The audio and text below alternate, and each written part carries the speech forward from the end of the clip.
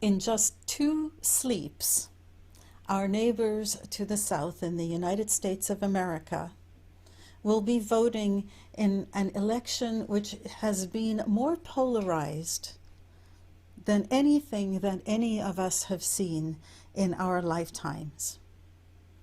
And we don't know what the outcome of that election will be, but what we do know is that a large portion of the population will be delighted, and a large portion of the population will be distressed. We don't know which will be which, but we know that there will be losers and winners.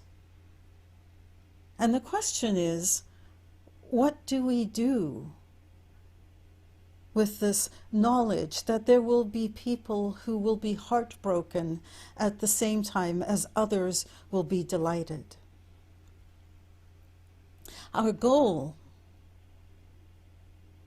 as people watching, and certainly people in the United States, will be to figure out how to rebuild, how to break the gap and come back together in a way to bridge the gap, how to pick up the pieces of the fractured, polarized citizenry that has become the norm in the United States. And I can almost hear you saying, well, okay, that's great, but we're in Canada. What has this to do with us? Well, aside from the fact that many of our population in our community as well as in our country have friends and family and indeed are citizens of the United States themselves, what is true is that the whole world is watching. And what else is true is that what is happening in the United States in this idea of dealing with differences in a way that has been so fractured is something that we experience in our everyday life, each one of us, regardless of the country that we live in. Because isn't it true that when people see things differently from the way that we see them, that we don't want to have anything to do with them? Think back to a cocktail party, perhaps, that you might have been at, or a luncheon, or even a workplace where you were having a wonderful time chatting with somebody until they reveal something about themselves that is diametrically opposed to your viewpoint. It might be a viewpoint on gay marriage. It could be a viewpoint on abortion. It could be a viewpoint on religion. It could be any one of hundreds of thousands of values that we have and that we can then differ on. And what is it that we normally do when we are in this place where we're having a wonderful time and we realize that somebody has done something or said something or believes something or holds something true for them that is so different from what we believe? Normally, we take the very first, quickest exit back to our own team, back to our own tribe. And so what we can learn for ourselves is the same question that is facing our neighbors to the United States, and that is, how can we bridge a gap that seems insurmountable? And how can we maintain connection with each other and remain in relationship with each other despite our differences? My personal mission in life is to figure out how to do this better. And the reason is because it has led, this inability to handle difference effectively has led to untold trauma. It leads to divorce. It leads to families not speaking with each other. It leads to children being isolated from other children. It leads to all kinds of horrible pain. And yet we're all in this together. And is there a way that we can be kinder, that we can be more inclusive, more accepting, and still maintain our own position while allowing the other to have theirs?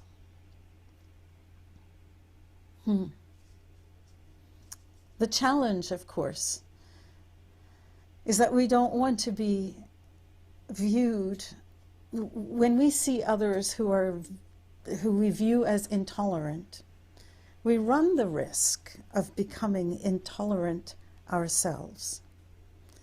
And so our goal through all of this discussion today, and indeed all of our life, is not to be as intolerant as the people that we view as intolerant. Because when we do, we are certainly not bridging any divide. How do we do it? Well, Abraham Lincoln, who was the 16th President of the United States, had some wise words in both of his two inaugural addresses. In his first inaugural address, which was in 1861, he wrote, and I quote, "We must not be enemies. Though passion may have strained, it must not break our bonds of affection. The mystic chords of memory will swell when again touched, as surely they will be, by the better angels of our nature."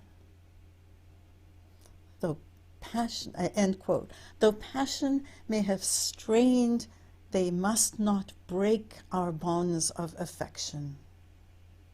You see how that is still true today, that our passions have strained our bonds of affection.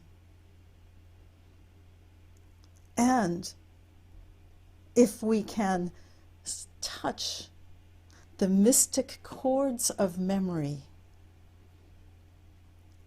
using the better angels of our nature, then we can move back into relationship where we are no longer enemies. In his second inaugural address, which was just a month before he was killed, he was dealing with the challenge of how to unite a country that was recovering from the pain of civil war, of these two divides that seemed absolutely unbridgeable. And what he said was this: he wanted people to bind up the nation's wounds. And he said these words, the way to do it, quote, "with malice toward none, with charity for all, in order to achieve and cherish a just and lasting peace among ourselves and all nations." The goal of Lincoln, the goal of us in every relationship we have, including with ourselves, must be to achieve a more perfect union, a more perfect relationship. The consequences, as we've spoken about, are dire. In our personal relationships, they lead to these horrible personal experiences. Divorce, not speaking to each other, turning our backs on each other, and so much more. In the political realm, we end up getting at its extreme, a civil war. The consequences are dire. And what can we do? Well, first thing to recognize is that there will be conflict.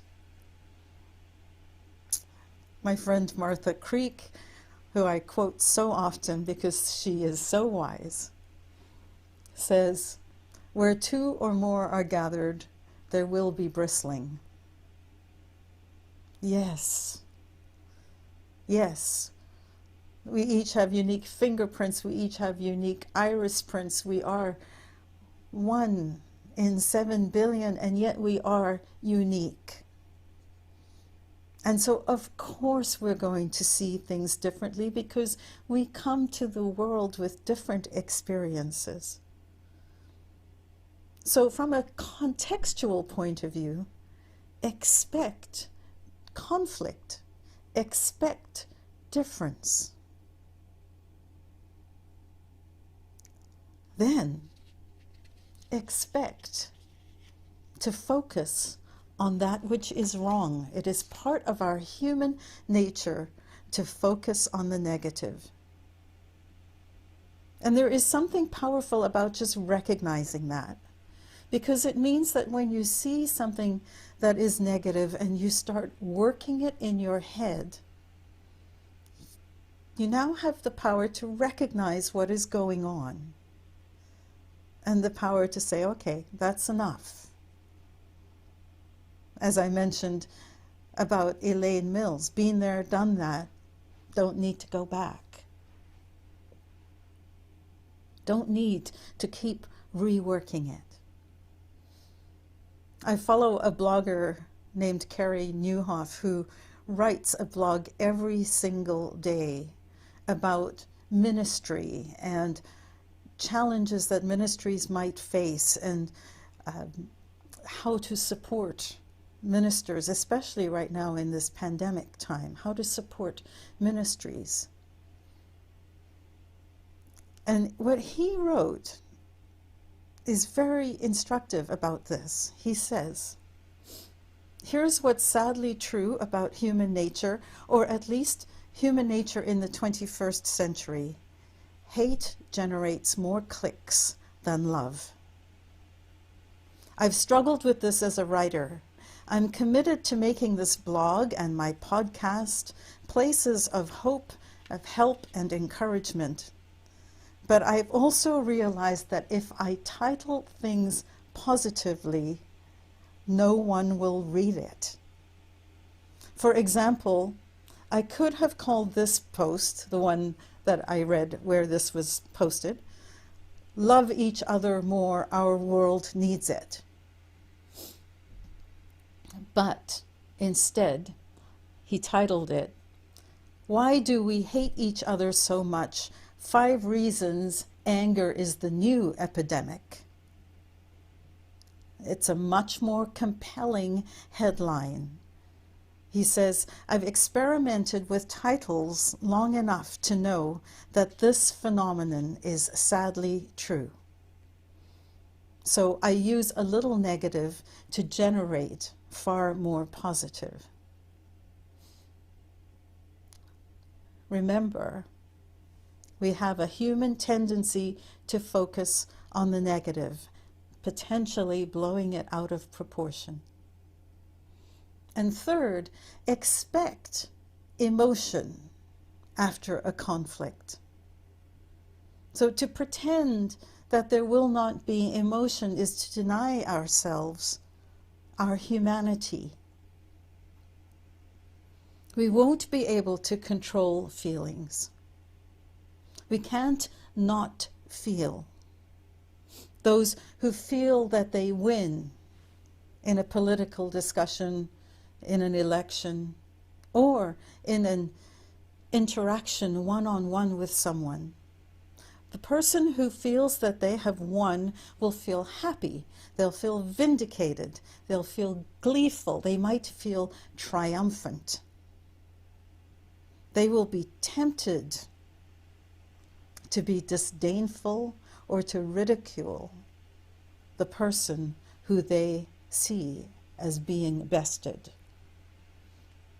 The person who is on the losing side will experience disappointment, rage, grief, despair. They'll want to avoid, they may want to run and hide. They may want to fight. And we cannot take away these feelings, but we don't have to remain in them. And so the reason I'm speaking about it today is to invite you to consider, yes, we will have differences. Yes, we have a tendency to focus on the negative. And yes, we will have feelings. So what can we do that is practical? Well, our way shower Jesus of Nazareth, in the Sermon on the Mount, reminds us that it's not enough to take care and to love the people who we know. The call is to expand our acceptance and make space for differences. And in the Sermon on the Mount, he says in Matthew chapter 5, verse 46, if you love those who love you, what reward do you have? Do not even the tax collectors do the same? If you greet only your brothers and sisters, what more are you doing than others? Do not even the Gentiles do the same? Be perfect, therefore, as your heavenly Father is perfect. And when he refers to perfect and the heavenly Father, there is another passage in the Sermon on the Mount where he talks about perfect love being like the sun, shining on the righteous and the unrighteous, on the just and the unjust. Our love is to be perfect love. In Luke, he says, do to others as you would have them do to you. What we know as the golden rule. Love your enemies, do good, and lend, expecting nothing in return. This is key. The idea of hearing someone and not expecting them to hear you back, hearing their point of view and not expecting them to be open to your point of view. And most importantly, we can learn from the suggestions that Lincoln made. Practical. He says, with malice toward none. What does malice mean? The dictionary definition says that it is a desire to cause pain, injury, or distress to another. A desire to cause pain, injury, or distress to another. And if we want to hold and approach people without malice, one of the most important things that we can do is to watch how we speak about people who think differently than we do. An organization was formed in 2016 called Better Angels. It is now known as Braver Angels. And it incorporates, their title was from Lincoln's address talking about appealing to the better angels of our nature. And this organization was formed because after the 2016 US election, they realized that people were not equipped to deal with the confusion and anger and acrimony that followed the results of that, unexpected results of that election. And so they created this group called Braver Angels to try and help people to bridge that gap and give tools to help people to do so.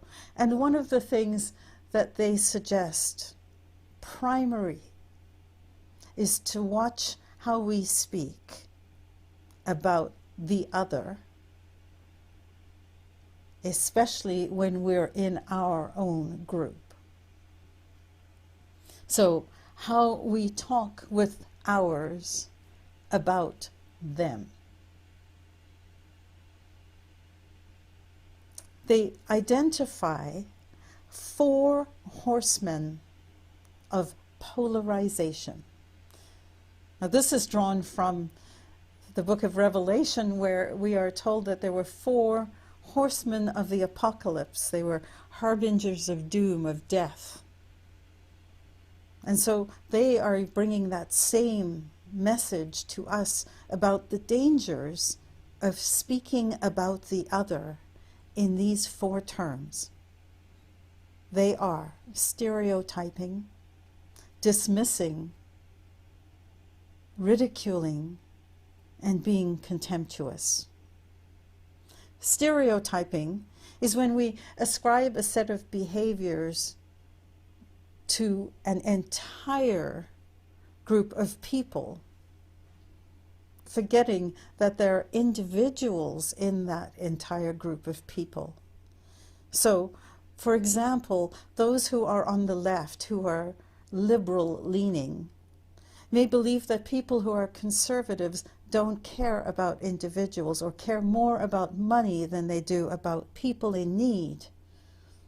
They may think and ascribe that conservatives are homophobic, that they're driven by profit, that they're overly religious, that they're overly rigid, that they're anti-black, anti-indigenous, anti-progress. So if you find yourself saying some of those things, recognize that you are stereotyping. Those on the right may view those on the left as socialist or communist or do-gooders or freewheeling or inattentive to budget or fiscally irresponsible. You can see how these stereotypes play into our language. We hear it when we listen to the speeches. They normally are identified with the words they always, they do. Not always true, is it? So pay attention to how often you are stereotyping. Dismissing, basically throwing up your hands and saying, you're not worth my time. You're uninformed, you're underinformed, I'm not even going to try and bother. Ridiculing, name-calling, bullying, shaming, laughing at people. We see this happening. And by doing so, we are breaking any hope we have of building a bridge, one with the other. And contempt. Contempt is one further than dismissal. Dismissal is turning your back. Contempt is disgust.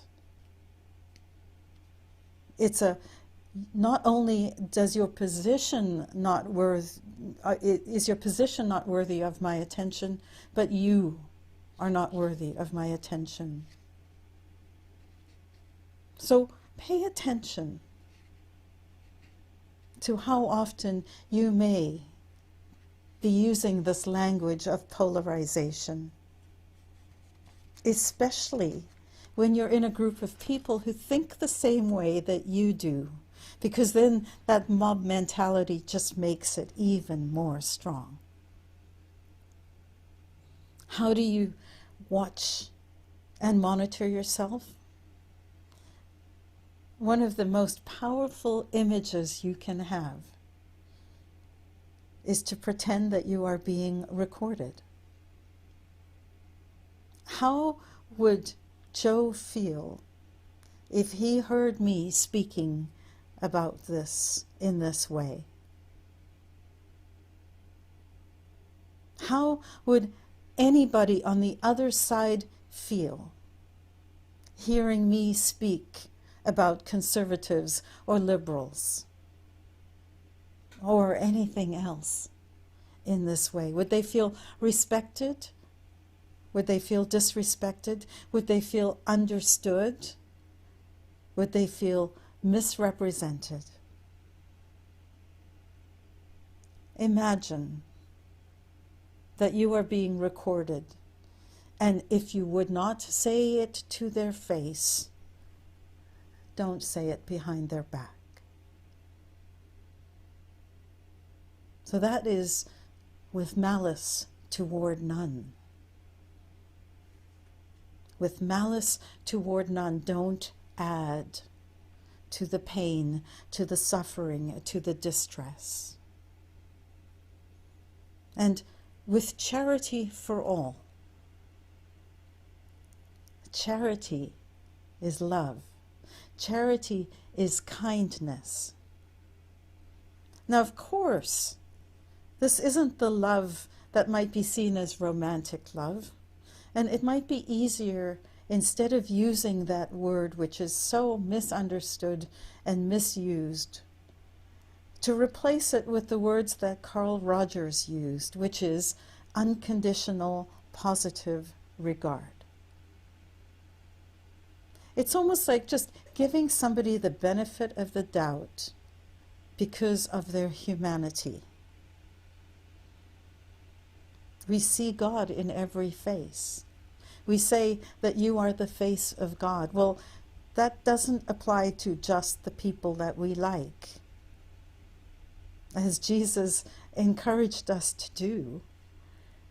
We want to see that there is the face of God in the face of the person who we disagree with as well. How do you do that? First, you need to be willing to look a little deeper. You need to be willing to get out of your comfort zone a little bit more, and to recognize that there is no such thing as a two-dimensional story. There is no such thing as all good, all bad, all right, all wrong. Life is more complicated than that. It's more messy than that. And so our goal is to meet and listen.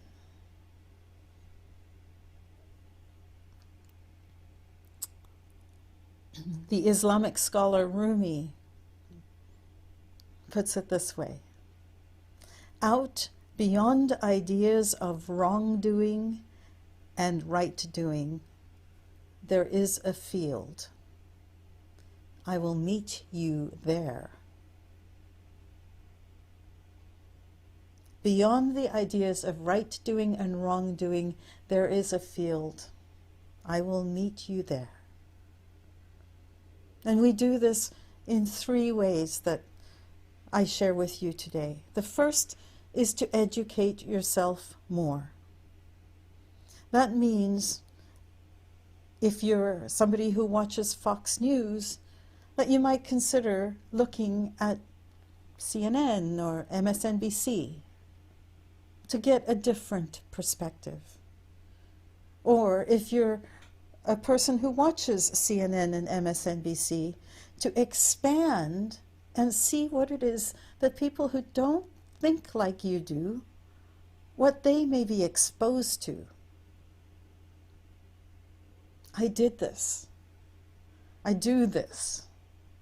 And there are times when I look at one network, and I look at another network on the same day, in the same hour, and it's hard to believe that it is the same nation that they are speaking about. And so it's not surprising that people don't think the same way that we do. They're not exposed to the same information. So educate yourself to get a sense of what other people are thinking and why. Barack Obama was once interviewed on Bill Maher. I think it was in 2016, 2015. And what he said is, and it's always stuck with me, if I watched Fox News, I wouldn't vote for me either. And there's such compassion and understanding in those words. It's up to each of us to educate so that we can then not be contemptuous, not be dismissive. Take the stereotype away. And that brings me to the second E, which is expand your relationship base. There is nothing that is more powerful to blowing a stereotype out of the water than by getting to know an individual within it. That is where the miracle happens. When I was in seminary, we were asked to identify a denomination to which we had an allergic reaction. I chose the Jehovah's Witness because I had experienced some painful life journeys with the Jehovah's Witnesses when I was a teenager, watching it.